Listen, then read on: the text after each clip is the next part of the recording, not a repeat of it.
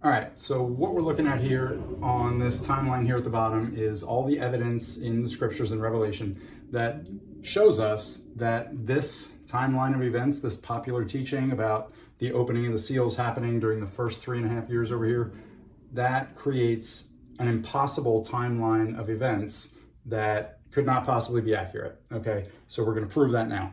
So let's talk about what we have here. This is the Revelation timeline of events according to the popular traditional teaching that most people have been led to believe. We have the 7-year period of end times tribulation beginning over here with the opening of the first seal. And then the rest of the seals are opened one by one periodically throughout the first 3.5 years, ending around the midpoint right there. So about 3.5 years into the 7-year period, with the 6th and the 7th seals being opened, right around the midpoint. So if we use this version of events and say that we believe this is accurate in terms of when the seals are going to be opened, then here's what the rest of the timeline would look like. The final 3.5 years of the 7-year period would have to be the events of the trumpets happening over here, and also the 3.5-year testimony of the two witnesses. So we know the testimony of the two witnesses and the events of the trumpets are going to transpire during the same period of 3.5 years because of what the scriptures tell us about the three woes. Okay, so after the events of the 5th trumpet, Revelation 9:12 says, "One woe is past, and behold, there come 2 woes more hereafter." So this tells us that the events that follow after the 5th trumpet are the first woe, the events that follow after the 6th trumpet are the second woe, and then the events that follow after the 7th trumpet would be the third woe. Okay, so Revelation 11:3 tells us the testimony of the two witnesses will take place during a period of 3.5 years. Okay, that's what this is, from the midpoint to the end of the 7-year period. So then the evidence that tells us that the 3.5-year testimony of the two witnesses will take place during the same 3.5-year period as the events of the trumpets is found in Revelation 11:14. Okay, so this verse comes right after the two witnesses have finished their 3.5-year testimony. Revelation 11:7 says the beast that comes up out of the bottomless pit is going to kill the two witnesses after their testimony is finished, which finishes right over here in this area. And then 3.5 days later, they're resurrected by the Spirit of God and taken up to heaven. And then right after these events are finished, Revelation 11:14 says, "The second woe is past, and behold, the third woe cometh quickly." Okay, so that right there tells us that the events that follow after the 6th trumpet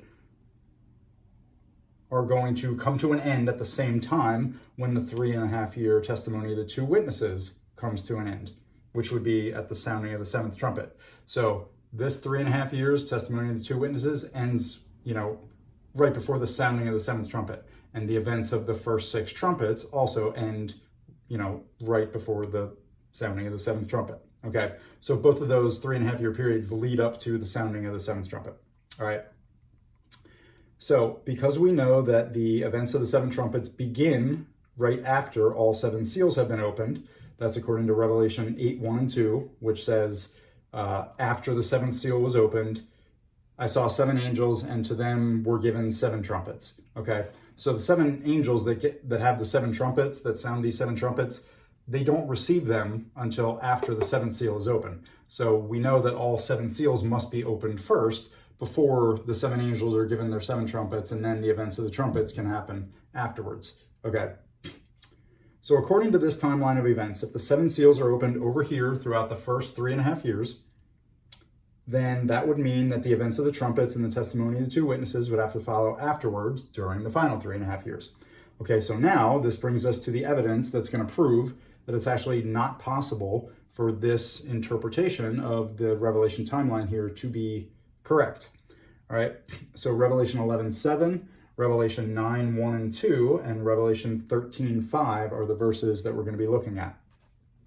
So Revelation 11:7 tells us that the beast comes up out of the bottomless pit and kills the two witnesses after their 3.5-year testimony has been finished.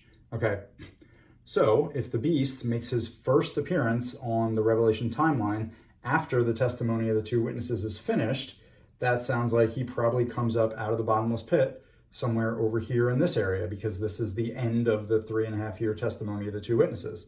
Okay, so then if we want to get a little bit more specific, we can look at Revelation 9:1-2, which tells us that after the sounding of the 5th trumpet, an angel comes down from heaven having the key to the bottomless pit and unlocks the bottomless pit. So what this tells us is that the bottomless pit is going to be locked up until the sounding of the fifth trumpet. Okay, right here is where the bottomless pit is unlocked. All right, which means that it would be impossible for the beast to ascend up out of the bottomless pit at any point in time before the fifth trumpet has sounded. Okay, because up until here, the bottomless pit is locked. All right, so this tells us for sure that it's going to be sometime after the sounding of the fifth trumpet when the beast comes up out of the bottomless pit and then kills the two witnesses after their testimony is finished. Sometime over here in this area, near the end of that period of 3.5 years. Okay, so now here's the problem with this. Revelation 13:5 tells us that after the beast comes up out of the bottomless pit, he's going to be given power to rule and reign for a period of 42 months, which is 3.5 years.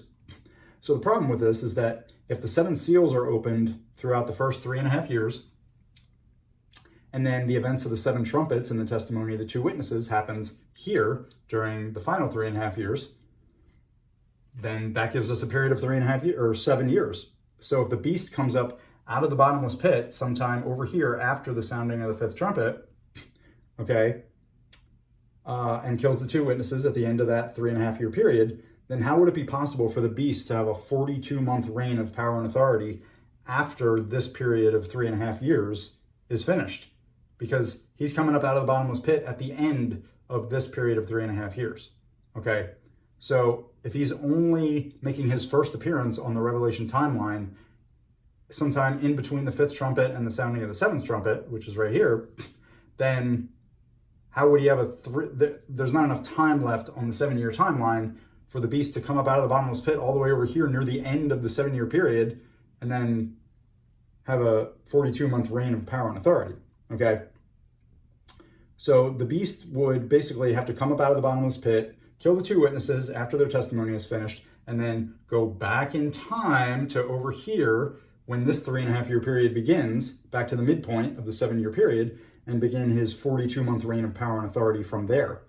Now, obviously, we know that that is not possible. I know the beast is apparently going to have supernatural power and be able to perform miracles and great wonders, but I'm pretty sure time travel is not going to be one of them. So the only other option would be for the 42-month reign of the beast to happen over here after the testimony of the 2 witnesses is finished, okay? But now we'd be looking at a period of 10.5 years. If this is 3.5 years, the 42-month reign of the beast. So, now we're talking about a period of 10.5 years instead of a 7-year end times period of tribulation, because we had to add 3.5 years on to the end of the timeline. So obviously that could not possibly be correct either, which tells us that it's impossible for this theory about the opening of the seals lasting all the way through the first 3.5 years up until the midpoint of the 7 years. It's impossible for this to be correct. It creates an impossible timeline of events that couldn't possibly happen, okay? So here in the middle with this timeline, okay, this is just a quick little illustration. It's another visual representation that we can use to show how ridiculous this theory is, that the opening of the 7 seals is a process that would take up the entire period of the first 3.5 years, all right? And then all the other events on the Revelation timeline would occupy the final 3.5 years. So let's say this timeline right here, numbered from 6 to 18, represents all the chapters in Revelation that describe the end times events of the 7-year tribulation period. So from the opening of the first seal to the end of the tribulation period, because Jesus returns physically in Revelation 19, okay, at the end of that 7-year period. So all the events that are described from Revelation 6 through Revelation 18 are going to happen during this 7-year period, okay? We're saying this represents the 7-year period. So let me just grab my red marker here for emphasis. So if we believe this popular theory about the 7 seals being opened periodically throughout the first 3.5 years of the 7-year period, then that would mean that this right here, okay, about half of chapter 6, the first 11 verses of chapter 6, would represent the first 3.5 years of the 7-year timeline. And then all this right here would represent the final 3.5 years, okay? about 12 and a half chapters full of end times events would represent the final 3.5 years. Now, you tell me, does that look like it would be an accurate representation of an evenly balanced timeline of events? 3.5 years worth of events right there in that tiny little circle. And then the other 3.5 year period over here, represented by all the rest of the events from Revelation 6:12 through Revelation 18.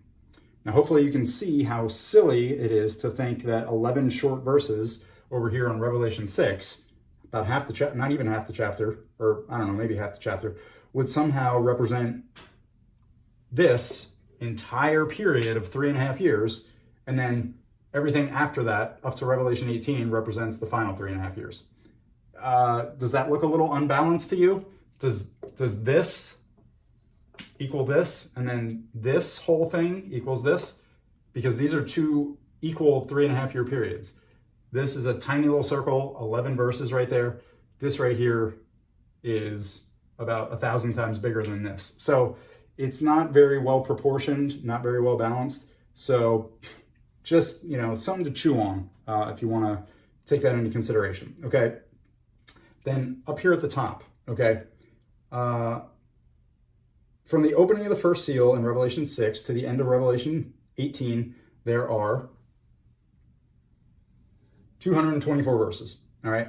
So according to the popular theory about the opening of the seals that we're critiquing here, the first 3.5 years would be represented by just 11 short verses, and the final 3.5 years would be represented by the remaining 213 verses. Now, call me crazy, but to me, that doesn't exactly look like a very well-balanced timeline. Again, similar to this illustration, 11 verses, 3.5 years, 213 verses, also 3.5 years. It sounds a little off to me, okay? So an analogy that we could use would be, imagine if you had $224 to feed yourself for the next month. It would make sense to use about $112 during the first half of the month, and then use the other $112 during the second half of the month over here, right? That way the funds would be evenly distributed all throughout the month, so you would have enough food every day to be able to get by. But if I was to tell you, hey, listen, I'm afraid you're only gonna be allowed to use $11 to feed yourself during the first half of the month, and then the remaining $213, you're just gonna have to save all that for the second half of the month. Now, obviously that sounds like an absurd scenario that would involve you doing a lot of unnecessary fasting during those first 2 weeks of the month. Just like this here is also an absurd scenario with 11 verses and 3.5 years somehow being equivalent to 213 verses and 3.5 years, okay? So another one, imagine that this is $11,000, okay? And this is $213,000, and you wanted to buy some real estate. Now, obviously, with $213,000, you'd be able to buy a much larger piece of real estate than you would be able to buy with only $11,000. But according to this scenario here, $11,000 is able to purchase a piece of real estate, this 3.5 years over here, that is the exact same size as this piece of real estate over here. So the size of this piece and the size of this piece are exactly the same, but for this one, you have to pay $213,000 and that one is only $11,000? How does that work? So it just doesn't make any sense, okay? For this to be an accurate representation of a timeline. As you can see, again, with this tiny little circle and then everything else. Why would that right here be 3.5 years? It's just, I don't know who came up with this theory, but it's a little wacky, and obviously with this demonstration here, we've already proven that it's not possible that would be correct. So I just wanted to show this demonstration before we get into learning about what is the correct version of the Revelation timeline events, because a lot of times we need to unlearn what is wrong in order to be able to learn what is correct, okay? Because when we have wrong ideas in our head and then somebody shows us something different, the natural instinct is to be like, no, that can't be right because I learned this. But when we are able to unlearn or see why what we previously learned is wrong, then it's a lot easier to learn and understand what is actually correct, okay? So, real quick, without getting into too much detail, because we don't want this video to end up lasting for 9 hours, let me just give you a quick idea of what the correct version of the Revelation timeline would look like. Okay, so let me go back to black here. All right, so we'll start with the 3.5 year period of, all right, we'll just put 2W for 2 witnesses and 7T for 7 trumpets. Okay, so this 3.5 year period right here. All right, so, all right, first trumpet, second trumpet, third trumpet, fourth trumpet, fifth trumpet, sixth trumpet. All right, so this is the 7th trumpet, first trumpet, and you can mentally fill in the blanks there. Okay, so we have this 3.5 year period right here. Now we said, according to the scriptures, the beast comes up out of the bottomless pit right here, okay, after the sounding of the 5th trumpet, okay? So he kills the 2 witnesses at the end of this 3.5 year period after their testimony is finished. So again, not possible to go back in time to the beginning of this 3.5 year period and have his 42-month reign of power and authority there. So the only possibility is that after he comes up out of the bottomless pit, kills the 2 witnesses here, his 42-month reign of power and authority is the following 42 months that comes after this 3.5 year period. So the final 3.5 years has to be this right here, okay? This would be 42-month reign of beast. Okay, hopefully there's nobody named Rob watching because, you don't want to be involved with all that, but that would be this 3.5 year period of time.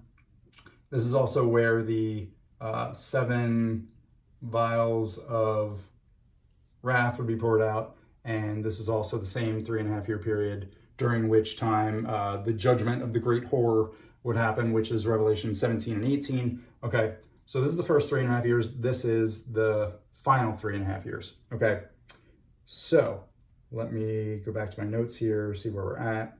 Okay, so first 3.5 years over here, final 3.5 years over here. So now what does that tell us about the seals? Okay, we know the seals have to be opened before the 7 angels get their 7 trumpets. So if the 7 trumpets happen over here, then that means the seals have to be opened over here.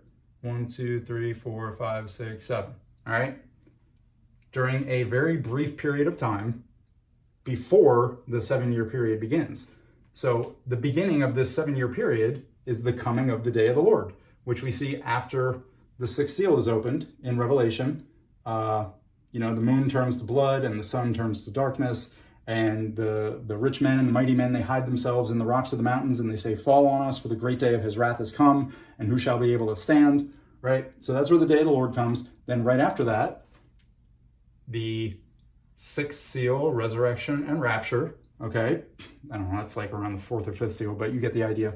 After the 6th seal is open, day of the Lord comes, resurrection and rapture happens, and then 7th seal is opened, and the 7 angels are given their 7 trumpets, and the events of the day of the Lord begin, the wrath of God, starting with the sounding of the first trumpet. So when I say the 6th seal, resurrection, and rapture happens at the beginning of the 7-year period, it's a lot easier to understand that when you understand the seals are opened over here, okay?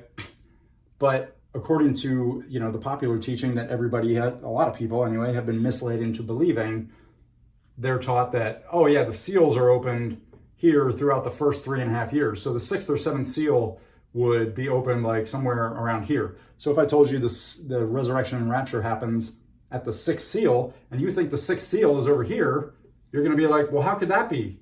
Because I thought the resurrection and rapture happens before the 7-year period. So it couldn't possibly happen at the 6th seal when the day of the Lord comes over here in the middle of the tribulation period.